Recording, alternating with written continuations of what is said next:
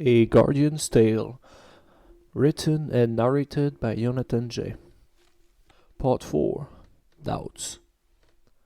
Back to the present, as I put the glass bottle down, I picture hazily the great floods and landslides that happened back then, as the storm rolled in over the land.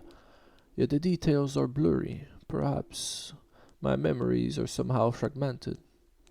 I do recall the lightning spectacle etching my eyes 1,000 times, the thunder filling my ears for hours on end, and the rain, nay, the deluge, washing away the dry spell of the last few days.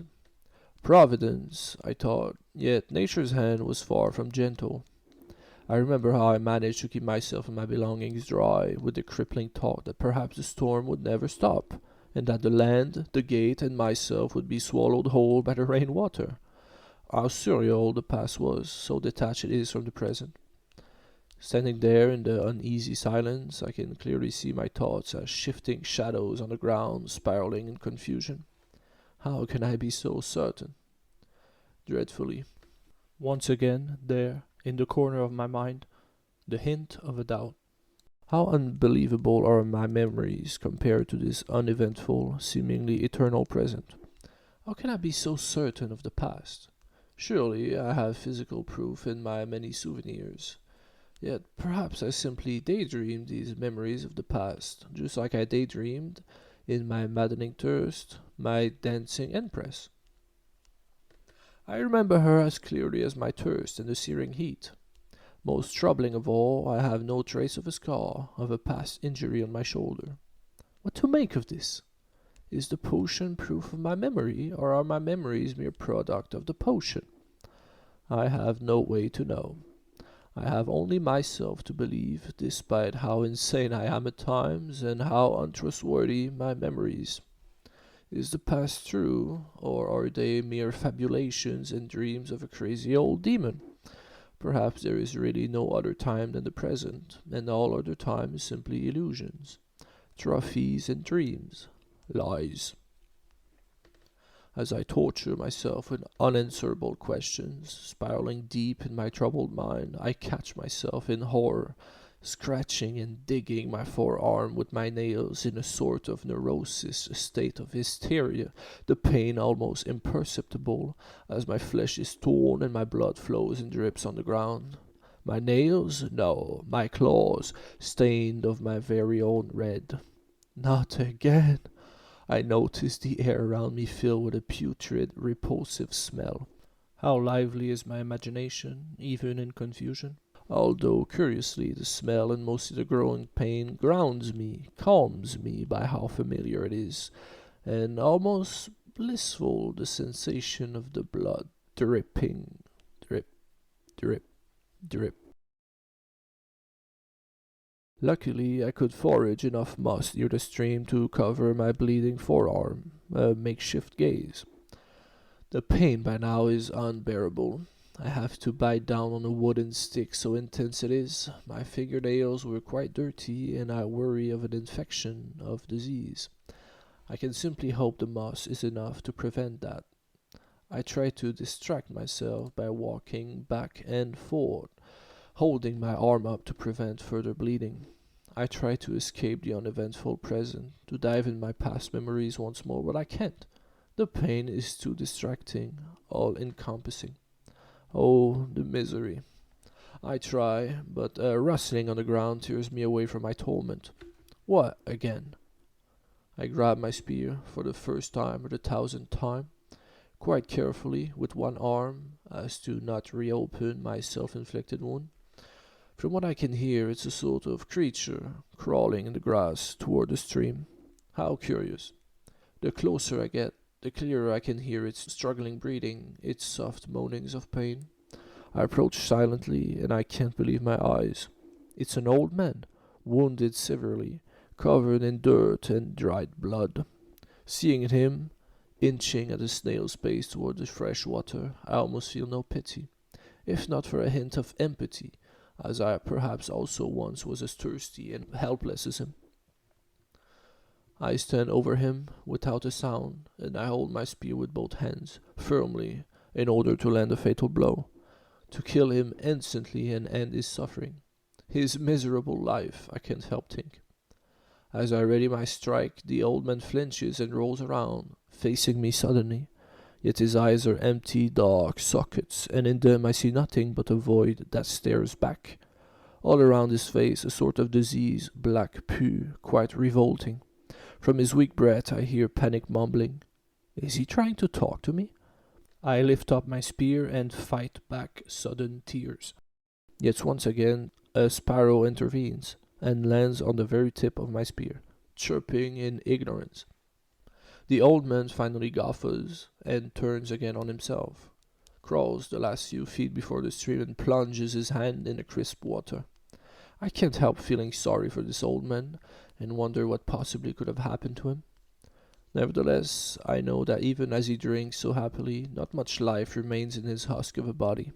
Firstly, the smell, quite repulsive as the infested wounds on his twisted legs, with an ensemble of flies going about their nasty business. Perhaps 1 or 2 days have passed since that injury. His clothes are rags by now, and his hands bloodied by constant crawling. His hair is filled with debris, and I wonder what pushes him to hold on to life.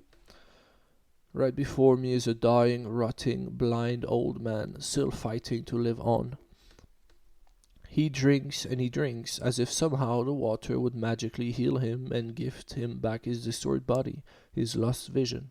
How delusional!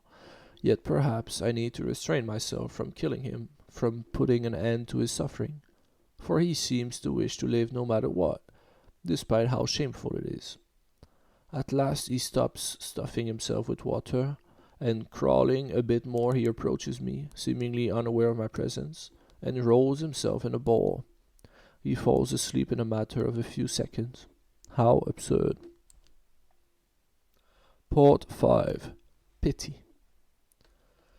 Here I sit in the twilight of dusk, as the sun settles down on the horizon. Yet once again my tranquillity, my duty, is disturbed by an intruder.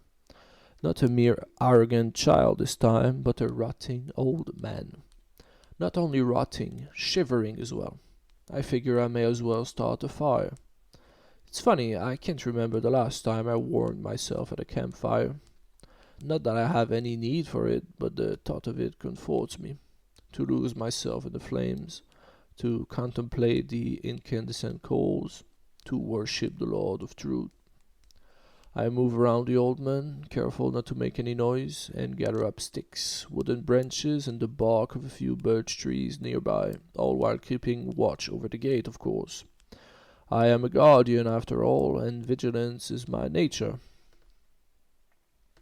I struggle a bit to start the fire, and after 2 attempts, a spark.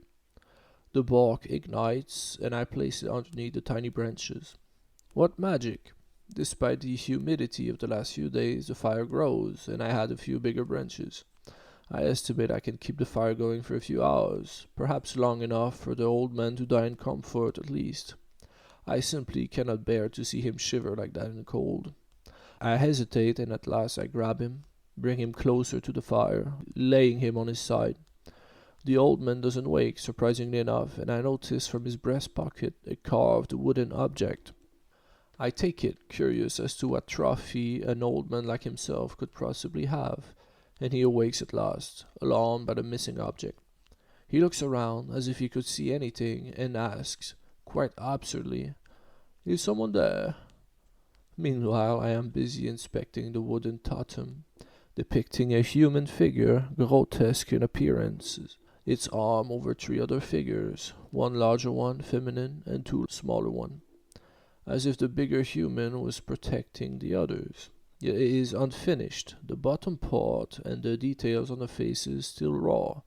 Not minding the old man and his questions, I slide my hand in his breast pocket, expecting maybe a carving knife, yet it is empty, except for the feeble hands of the old man defending his property.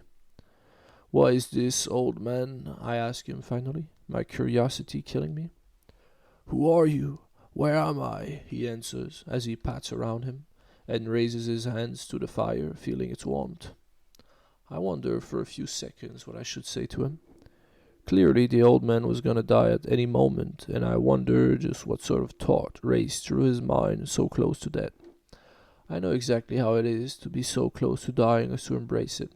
Yet what does it feel like to him? Suddenly, inspiration. Behind me is the gate to the high heavens. Tell me your thoughts, and I shall let you enter. I can't believe I said that. What am I, a sort of demon for daring torment and deceive an old man on his deathbed? But some sort of morbid curiosity keeps me going. I continue. Tell me also the meaning of this wooden totem you carry on you. Only then would I tell you who I am and where you are.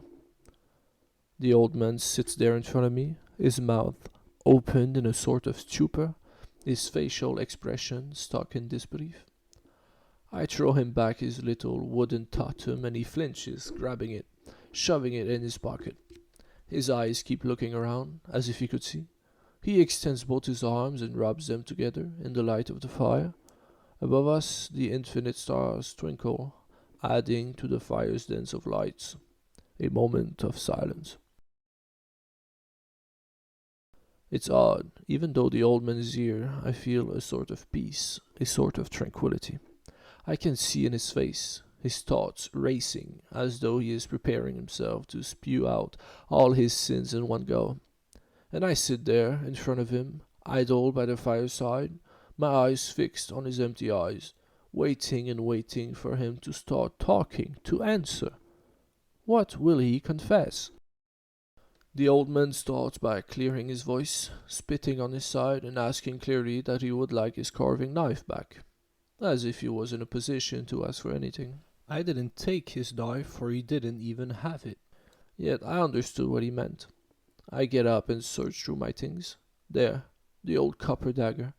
I take a few minutes to sharpen it as best I can, while the old man sits there, rotating his totem around his hands, his fingers feeling and mapping its surface.